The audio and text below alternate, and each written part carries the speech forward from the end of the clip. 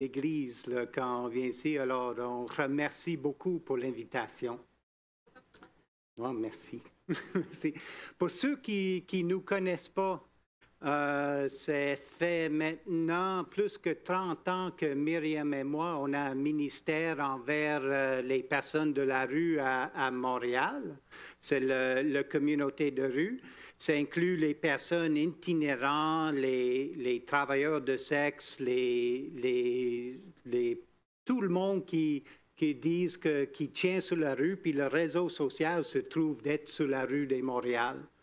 Alors, Myriam et moi, on va sur la rue, on vient à leur rencontre, on parle avec, on crée les amitiés. Et à travers de tout ça, notre but, c'est de les accompagner dans leurs objectifs qu'ils ont, là, les objectifs que ce soit aux côtés de leur santé physique, santé émotionnelle, mentale, mais aussi leur santé spirituelle aussi. Alors, on les accompagne, on leur aide et puis on aime voir qu'ils avancent. Il faut dire, là, après 30 ans, on est rendu aussi maintenant dans les places qu'on n'a jamais cru qu'on serait. Ça fait maintenant, depuis 2019, on était invité par les polices de Longueuil de leur donner information à tous leurs policiers, là, de le plus haut gradé à le policier sur la rue, sur comment d'intervenir avec les personnes marginalisées, qu'ils soient itinérants, problèmes de santé mentale, l'autisme, les choses. Alors, même c'est le programme, c'est ce peu que vous avez vu parce que c'était très médiatisé là, de formation immersion là, que le police de Longueuil fait et avec leur police réseau. Myriam et moi, on était là depuis le début là, de former les policiers. Et puis, c'est vraiment intéressant parce que, je dirais, là, c'est les policiers, c'était un monde un peu inconnu pour moi. Moi, la seule chose que je connaissais des policiers, c'est quand tu voyais, tu faisais attention. Là.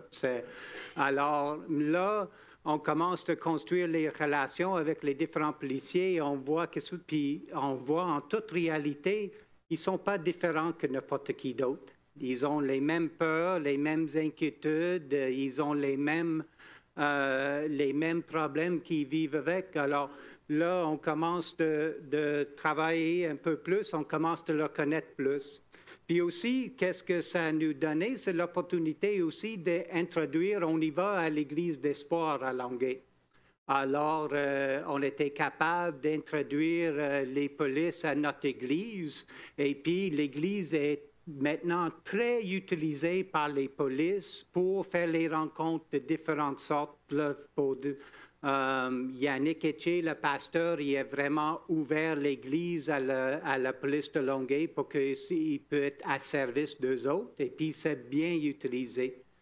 Même au point que, juste dernièrement, au début d'été, il y avait le chef de police de Toronto qui est venu parce qu'il voulait savoir plus sur la formation qui était donnée. Et le police de Longueuil a invité Myriam et moi de passer l'après-midi avec le chef de police de Toronto pour être capable d'expliquer notre partie de la formation. Et à la fin de l'après-midi, on a fait une tournée des organismes communautaires là, dans l'après-midi, puis on a fini à l'église de Longueuil là, pour la fin de la rencontre. Et une des choses que le chef de police de Toronto a dit, il dit, c'est sûr que il veut vraiment commencer le même type de formation à Toronto, et puis il dit, si je commence, c'est sûr que j'appelle Yannick là, pour avoir les contacts avec les pasteurs et les églises à Toronto. Là, il voit le bénéfice de ça aussi. Alors, s'il vous plaît, priez pour cette formation, priez pour les officiers. Là, ils ont beaucoup de stress, ils ont beaucoup d'anxiété. Et puis, ils sont pas, quand ça vient à les interventions qui n'est pas rien à faire nécessairement avec les criminels, mais c'est le social, c'est les contacts avec les personnes, ils ont besoin d'être plus outillés. Alors, priez pour les autres et puis priez pour le rôle de Myriam et moi là-dedans, là-dessus. Juste parler un peu, mais ça se peut aussi, vous avez vu dans les nouvelles, mais il faut dire, là, les rues à Montréal, c'est pas comme c'était avant. Là. Ça a empiré beaucoup depuis la pandémie. Le manque de services, les coupeurs de liens sociaux, tout a amené que les communautés de rue est beaucoup, beaucoup plus anxieux qu'avant. Et avec cette anxiété-là, qu'est-ce que ça mène? Ça mène que souvent, pour dealer avec l'anxiété, ils commencent à consommer plus. Et puis, il faut dire, les drogues d'aujourd'hui, c'est vraiment le plus de poubelles que j'ai jamais vu. C'est vraiment horrible. Ça accroche plus. Le monde, il devient plus accroché à la drogue, mais c'est vraiment pour la santé mentale, c'est vraiment difficile. Même au point, l'autre jour, j'ai parlé avec un intervenant social, communautaire, que ça fait longtemps qu'il travaille avec notre communauté. Et puis, on parlait de ça, l'effet de la drogue maintenant, puis comment ça détruit notre communauté.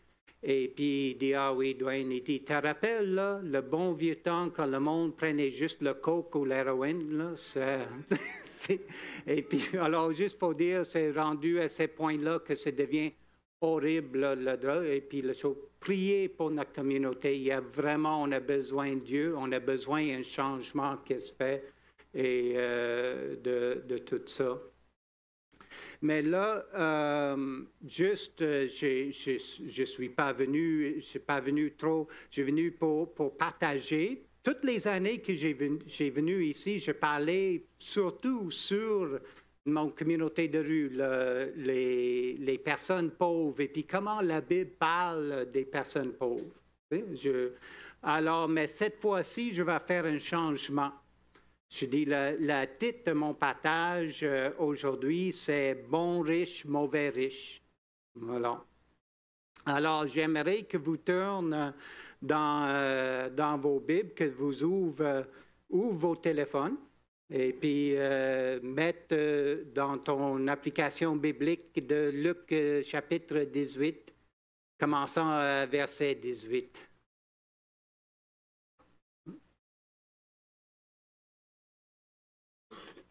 Et puis, c'est le passage qui parle de le jeune homme riche. Alors, commençant en vers 18, et un chef interrogea Jésus et dit, « Bon maître, que dois-je faire pour hériter la vie éternelle? » Jésus lui répondit, « Pourquoi tu m'appelles-tu bon? Il n'y a pas de bon que Dieu seul. Tu connais les commandements? Tu commettrais point d'adultère, tu ne tuerais point, tu ne déroberas point, tu ne dirais point de faux témoignages, honore ton père et ta mère. J'ai, dit-il, observé toutes ces choses de ma jeunesse. » Jésus, ayant entendu cela, lui dit, « Il te manque encore une chose. Vends tout ce que tu as, distribue-le aux pauvres, et tu auras un trésor dans les cieux. Puis, viens et suis-moi. » Lorsqu'il entendit ces paroles, il devient tout triste, car il était très riche. Jésus, voyant qu'il était devenu tout triste, dit qu'il est difficile à ceux qui ont des richesses d'entrer dans le royaume de Dieu. Car il est plus facile à un chameau de passer par le trou d'une aiguille qu'à un riche d'entrer dans le royaume de Dieu. Ceux qui l'écoutaient dirent, « Et qui peut être sauvé? » Jésus répondit, « Ce qui est impossible aux hommes est possible à Dieu. » Cette semaine, j'ai eu une entrevue avec une journaliste. Elle voulait savoir un peu plus sur qu'est-ce qui se passe en itinérance dans la rue.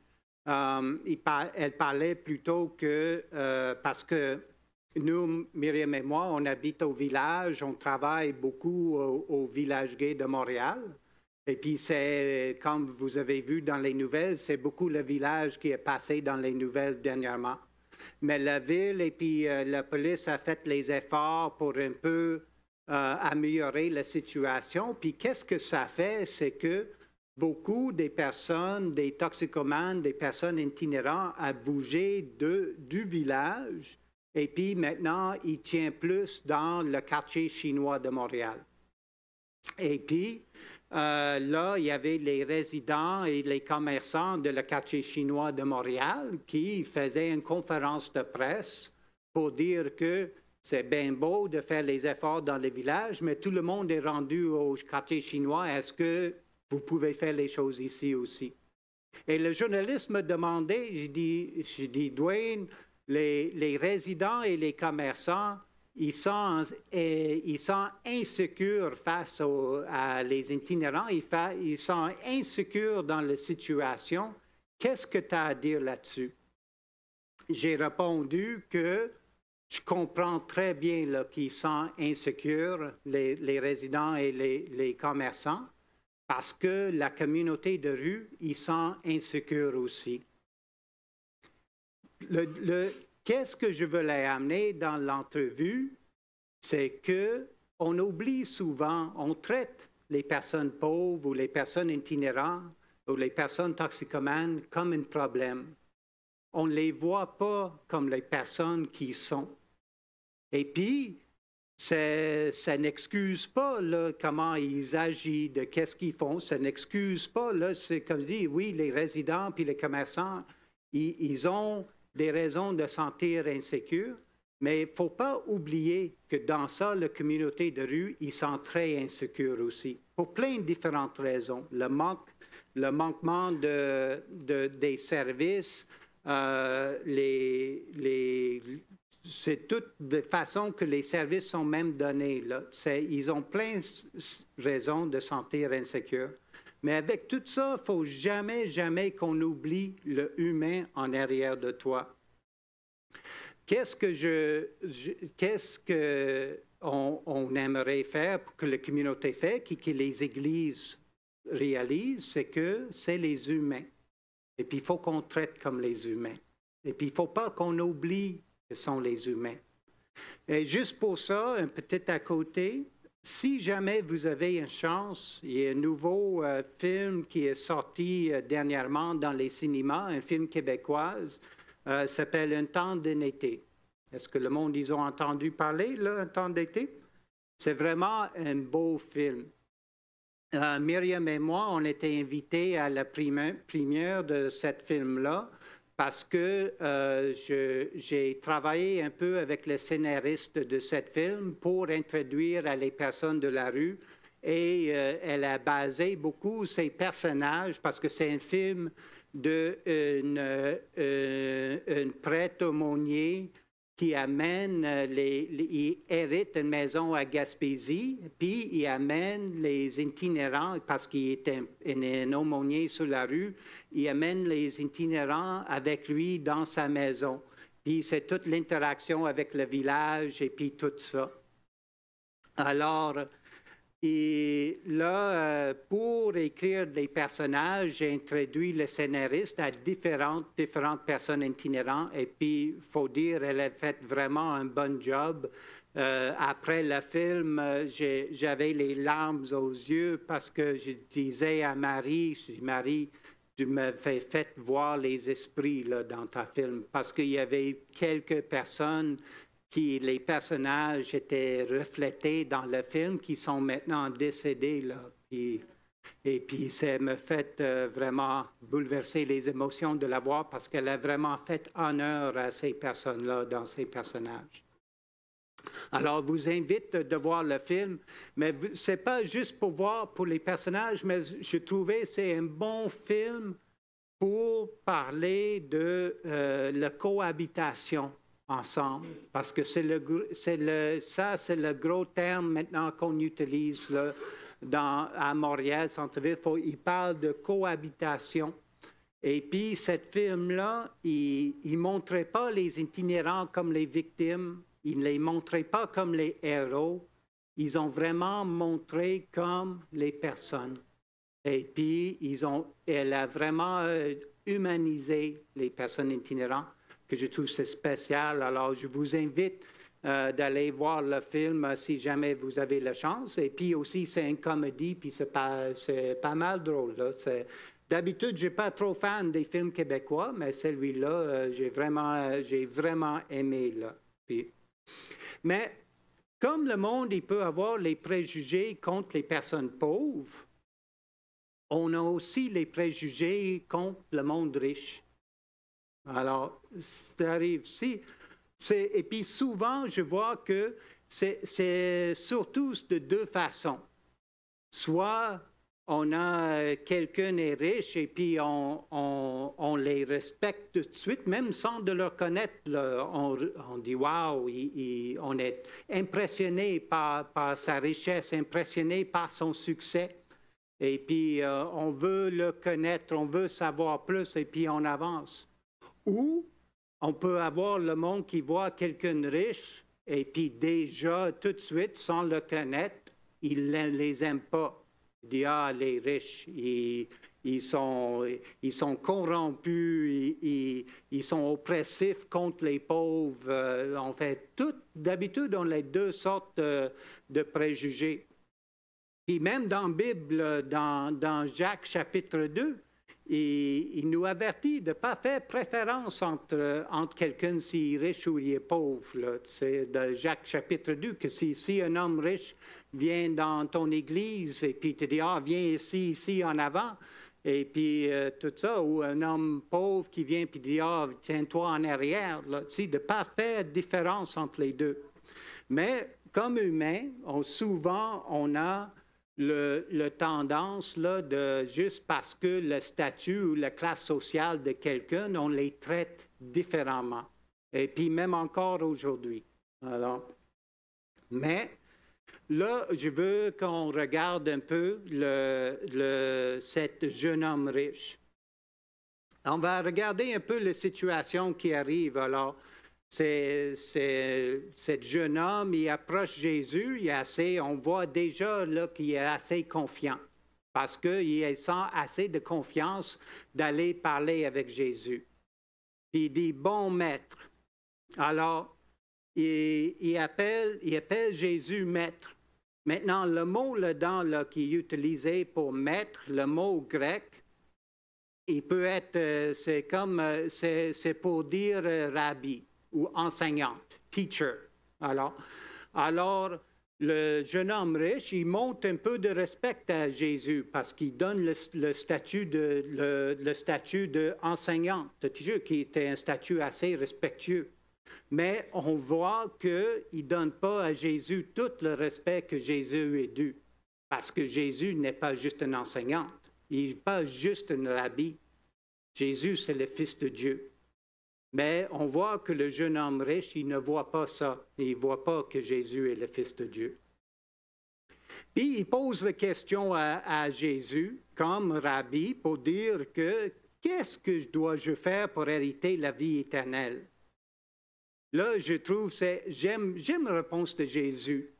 C'est vraiment, je trouve, comment Jésus interagit avec le monde, vraiment intéressant. Myriam et moi, on regarde pour baser notre ministère sur la rue, on base beaucoup sur Jésus dans l'Évangile, puis comment il traitait le monde, parce que, premièrement, il ne peut pas avoir un meilleur exemple que Jésus.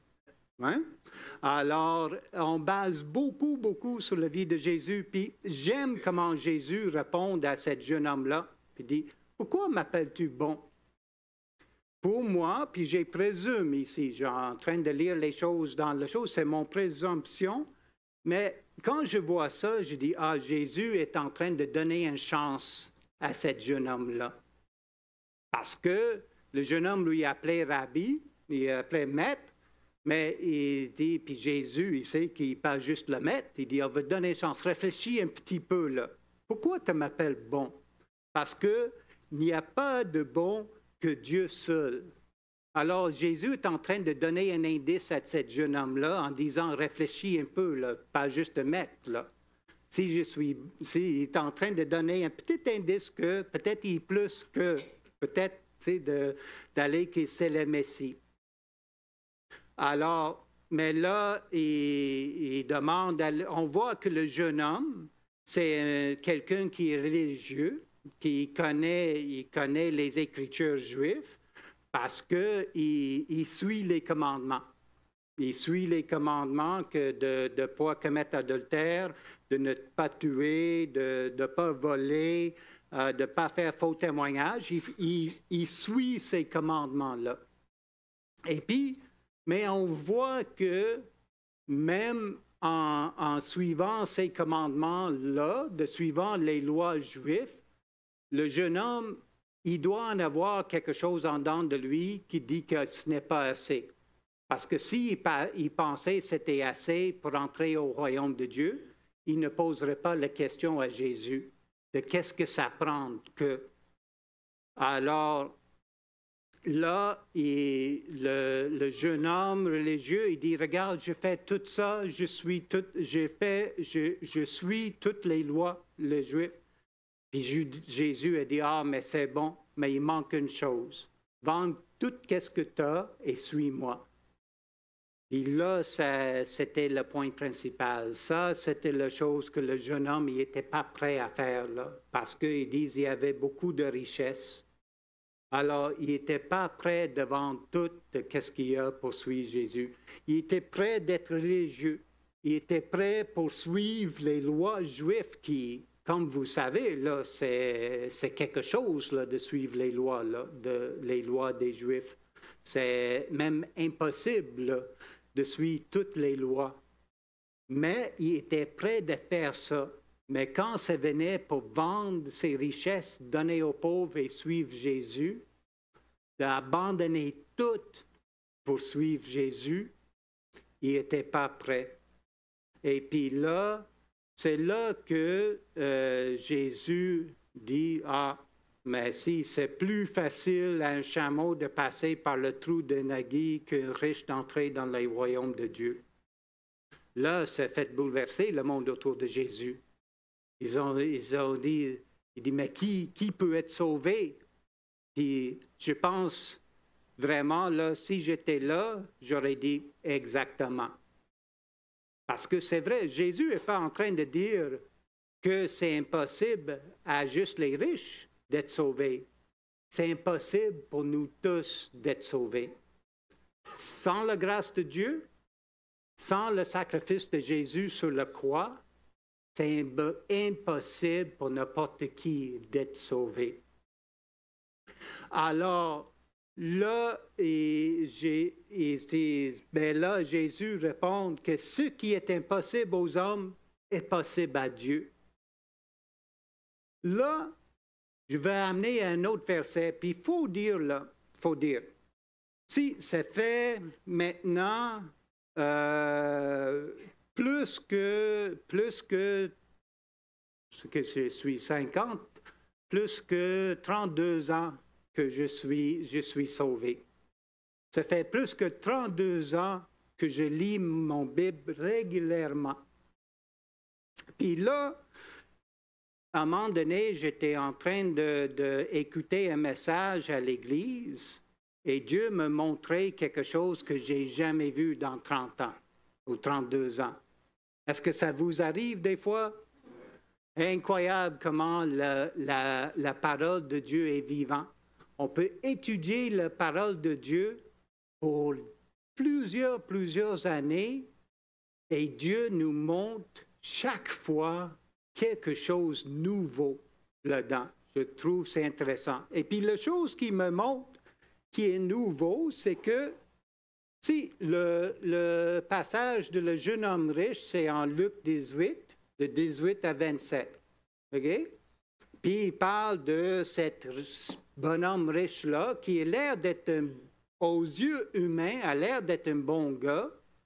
C'est aux yeux humains, c'est quelqu'un de riche qu'on inviterait dans nos églises, qu'on serait content qu'il rentre dans nos églises parce qu'il est riche, il suit, il lit la parole, puis il suit les règlements. Je dis, c'est n'importe quelle église serait contente de lui avoir chez eux. Mais là, mais à cause de son cœur, il ne reçoit pas nécessairement le salut de Jésus à cause de son cœur. Mais juste après, en Luc 19, on a une autre histoire de quelqu'un de riche. Et puis, c'est complètement différent que l'histoire de le jeune homme riche. Puis, on va regarder à le Luc 19, commençant à verset 1. Et puis, c'est l'histoire de Zachée. Jésus, étant entré dans Jéricho, traversait la ville. Et voici un homme riche, appelé Zachée, chef des publicains, cherchait à voir qui était Jésus. Mais il ne pouvait y parvenir à cause de la foule, car il était de petite taille. Il courut en avant et monta sur une sycamore pour le voir, parce qu'il devait passer par là. Lorsque Jésus fut arrivé à cet endroit, il leva les yeux et lui dit, « Zachée, à toi de descendre, car il faut que je demeure aujourd'hui dans ta maison. » Zachée se hâta de descendre et le reçut avec joie.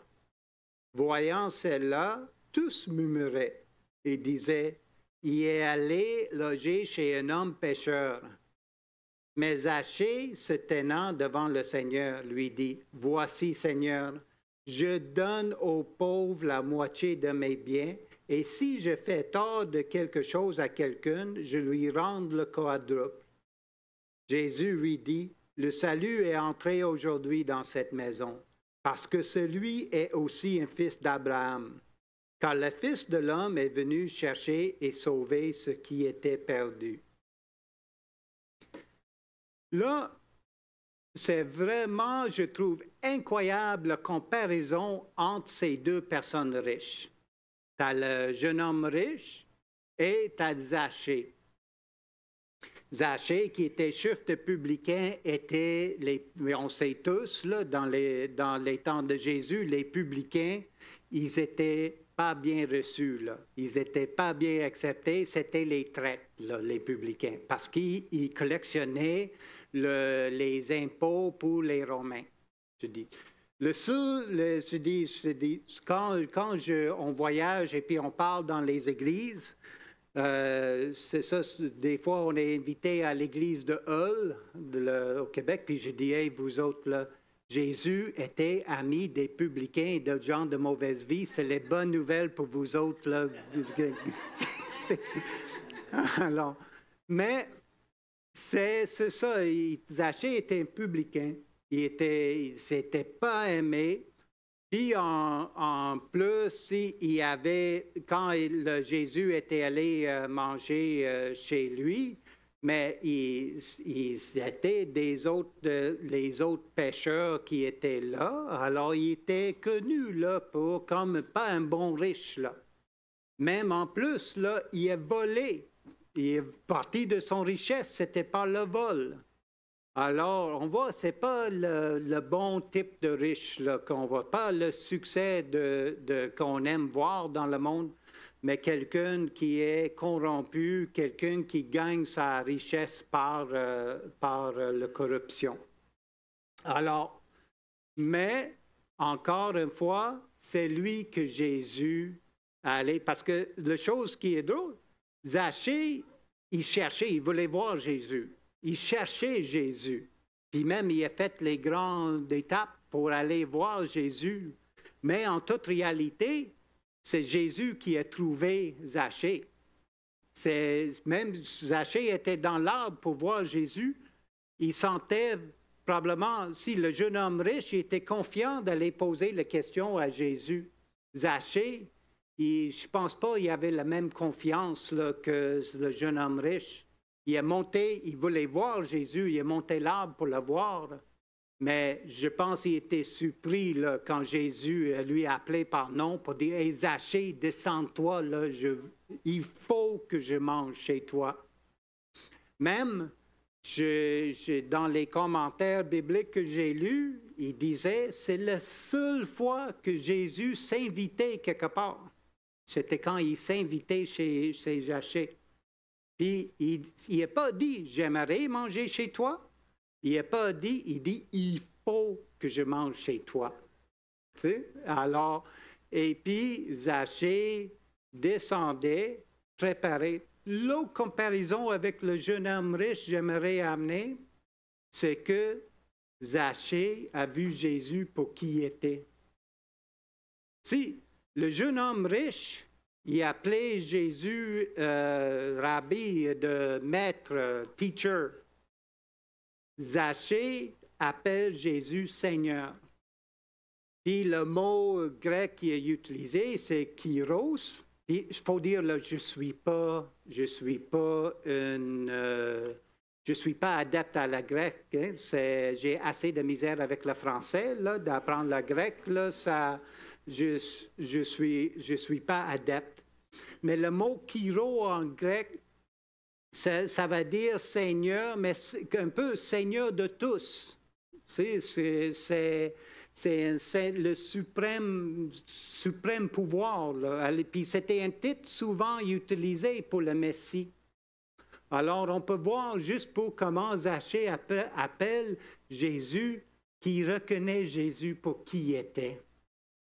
Et puis aussi, on peut voir avec Zachée par les résultats de cette rencontre avec Jésus, aussi l'effet que ça avait sur Zachée. Parce que Zachée dit « Je donne la moitié de mes biens aux pauvres et si je fais tort de quelque chose à quelqu'un, je lui rends le quadruple. » Maintenant, il faut souligner, ce n'est pas le fait que Zachée a donné la moitié de ses richesses aux pauvres et puis qu'il a repayé 4 fois qu'est-ce qu'il a volé. Ce n'est pas ça là, qui a fait que Zachée était sauvé. Ça n'a rien à faire avec son salut, ça. C'est le résultat de son salut qui donne ça. Parce que on a les notes. C'est aussi la différence entre le jeune homme riche et Zachée, c'est que le jeune homme riche essaie d'atteindre Dieu par ses propres efforts. Il suivait les règles. Il faisait qu'est-ce qu'il pensait qu'il faut faire pour atteindre Dieu. Puis beaucoup de religions dans le monde, c'est comme ça. Ils disent, voici qu'est-ce que tu as besoin de faire pour atteindre Dieu. Mais la chose qui est spéciale de Jésus, la chose qui est spéciale d'une vie chrétienne, c'est que ça n'a rien à faire avec qu'est-ce que nous on fait. Et puis ça a tout à faire avec qu'est-ce que Dieu fait. Parce que c'est pas nos efforts qui amènent le salut, c'est l'effort de Dieu. C'est le fait que Dieu est venu sur la croix et puis la grâce de les portes s'ouvrent qu'on peut atteindre Dieu. Alors, le jeune homme riche, il faisait les efforts pour atteindre Dieu, et puis, mais c'était impossible pour lui d'atteindre Dieu comme ça. Zachée, il acceptait la grâce de Dieu. Dieu lui a appelé, il faut que je demeure chez toi. Zachée a accepté et puis accepté le Seigneur. Et pour un résultat, à cause de le don de salut que Dieu a donné à Zachée, Zachée réplique ça, il a la joie de donner la moitié de ses biens puis de repayer les autres. Puis juste un autre petit à côté, là, je ne suis pas mathématicien, mais j'ai fait les calculs, là. Si Zachée donne la moitié de ses biens aux pauvres, et puis avec le reste, qu'il paye à quadruple qu'est-ce qu'il a volé, Il n'est pas volé autant que ça. C'est juste 12,5 % de son richesse totale qui était le résultat de vol. Alors, il n'était pas si voleur que ça, là. Je connais les pires que lui, là, juste pour dire. Mais quand même, c'est bien qu'est-ce qu'il a fait, là, pour la chose. Alors, on voit le contraste. Quand Jésus a dit à la fin de la rencontre de le jeune homme riche que qu'est-ce qui est impossible à l'homme est possible pour Dieu, il nous montre un petit peu plus tard dans chapitre 19 la réalité de ça. C'est la grâce qu'il avait, la grâce que Zachée a acceptée, qui a fait qu'il a accepté le salut. J'aimerais, pour conclure là, un peu, vous amener aussi, juste pour voir et pour réaliser le grand prix de qu'est-ce que Jésus a fait. J'aimerais vous amener à Psaume 49 et puis les versets de 7 à 10. Puis si on commence en verset 7, ils ont confiance en leurs biens et se glorifier de leur grande richesse. Ils ne peuvent se racheter l'un l'autre, ni donner à Dieu le prix du rachat. Le rachat de leur âme est cher et n'aura jamais lieu. Ils ne vivront pas toujours, ils n'éviteront pas la vue de la fosse. Le rachat de leur âme est cher. Le rachat de nos âmes est cher. Et on ne peut pas accumuler la richesse pour être capable de racheter notre âme. On ne peut pas, il n'y a rien qu'on peut faire pour atteindre Dieu. Tout était fait sur la croix par Jésus. Dieu est venu sur terre payer le prix pour nous racheter, pour racheter nos âmes. On a juste besoin de tourner vers lui. On a juste besoin de monter le sycamore pour voir où est Jésus. Et Jésus nous appelle. Et puis il dit, viens, il faut que je mange chez toi. Il faut que je demeure chez toi. Alors, si souvent on peut avoir le mauvais préjugé contre les pauvres, des fois on peut avoir le mauvais préjugé avec les riches aussi. Qu'est-ce qui est important? Ce n'est pas la classe sociale de quelqu'un, ce n'est pas son position sociale, ce n'est pas l'argent qu'il gagne ou non. L'important, c'est que est l'état de son âme. L'importance, c'est que c'est Dieu qui est venu sur la croix pour lui. Puis si cette personne-là accepte Jésus, comment ça peut être quelque chose de glorieux? Alors, s'il vous plaît, priez pour Myriam et moi.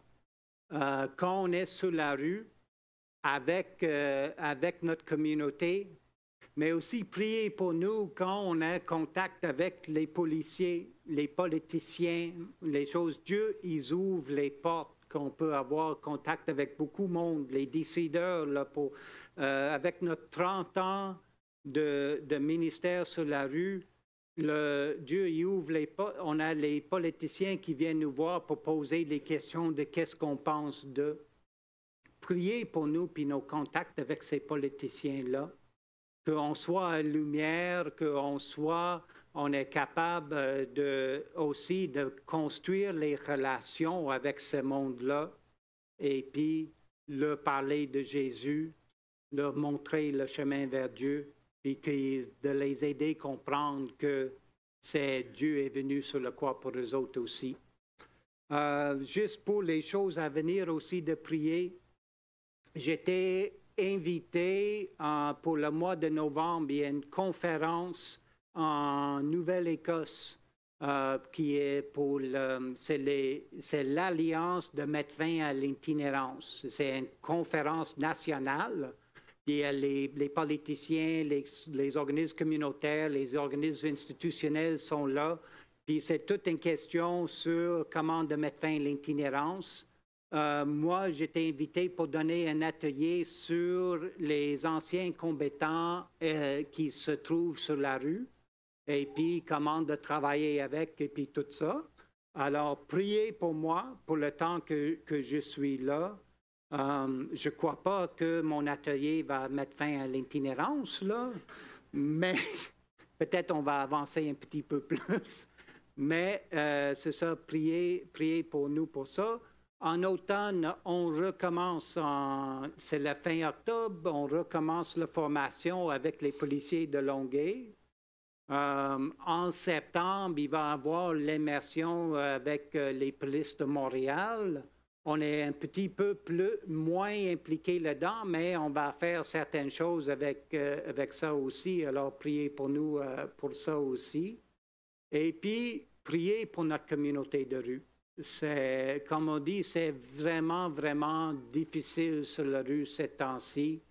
Comme Myriam partage, c'est la première fois cet été ou cet printemps, on était sur la rue, puis on disait, avec le couple qu'on parlait avec, là, c'est un couple d'amis qui est sur la rue, on jasait avec, puis on dit, OK, on quitte, on va aller par là. On parlait d'un autre endroit qu'on dit, puis ils nous regardaient, ils disaient, hey, va pas là, c'est dangereux, là, fais attention. Dans le 30 ans de ministère qu'on fait, je dis, c'est la première fois. Et puis vraiment, on voyait, ils étaient sincères, ils étaient inquiets pour nous, mais c'est la première fois que ça arrive. Alors, priez pour Myriam et moi quand on y va sur la rue. Je dis, c'est, faut dire, la plupart de notre communauté, c'est plus comme cette couple-là, là, qui ils nous aiment, ils avertissent, ils ne veulent pas que... Mais ça montre l'insécurité, l'anxiété que même les personnes sur la rue, ils sentent ces temps-ci. Et puis, prier pour qu'on puisse être une partie de la solution pour amener une meilleure communauté. Puis encore une fois, merci beaucoup pour votre soutien. Merci beaucoup pour vos prières. C'est bien apprécié. On a toujours les besoins financiers. On a toujours les besoins spécifiques. Alors, si tu veux savoir plus, viens voir Myriam et moi. On serait content de vous parler et t'expliquer plus. Si jamais tu as d'autres questions, les choses comme ça, viens voir Myriam et moi. On est là, on aimerait ça vous parler. Alors, merci.